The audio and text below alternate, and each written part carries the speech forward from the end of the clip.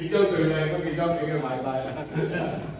還有中國畫咧，開頭咧嗰個伍明峰老師佢話咧，我哋啲畫係真係有實力，但係點解打唔開咧？我知道有一個歷史係咁樣㗎。56年嗰時咧，張大千去到嗰個法國咧就展覽。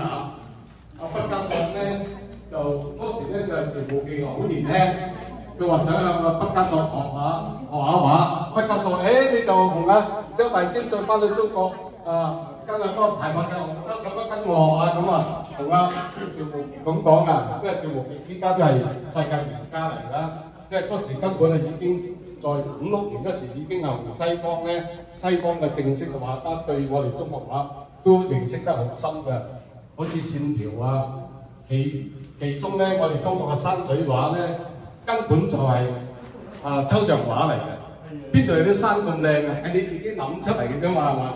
即係所以我哋嘅抽象之中有形象啊！佢話咧嗰個畢加索，你抽象畫仲架勢啦，你整到啲山就咁鬼靚㗎係嘛？即係能夠諗到啲山咁靚嘅，都係抽象畫啦係嘛？即係實在咧藝術咧就冇分國界，但係如果咧我哋多啲有機會，伍明峰老師林大師佢哋個個咧將佢哋自己個即係嗰啲藝術咧多啲作宣傳，咁社區宣傳，社區我哋拉啲朋友嚟捧場，咁就係咁簡單嘅事。多謝，希望今次展出成功。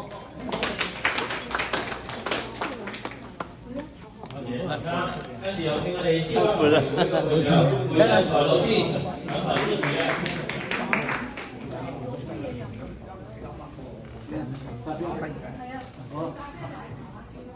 剛才有啲人講英文，有啲人講廣東話，咁我就講普通話國語啦。各位來賓，大家下午好。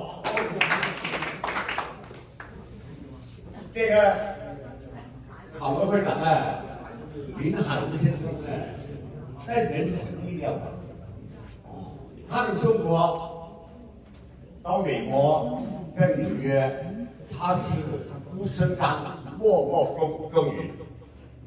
後來我們聽到接觸的作品，我們早幾年呢我來當我們市畫基金會會員，到鼓楼滚他的工作室參觀，他這個畫非常厲害，所以呢，我們就請他加入我們市畫基金會，他當這個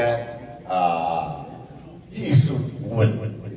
他的畫不僅是畫，他的紫砂壺也很好的，多才多藝，多才多藝。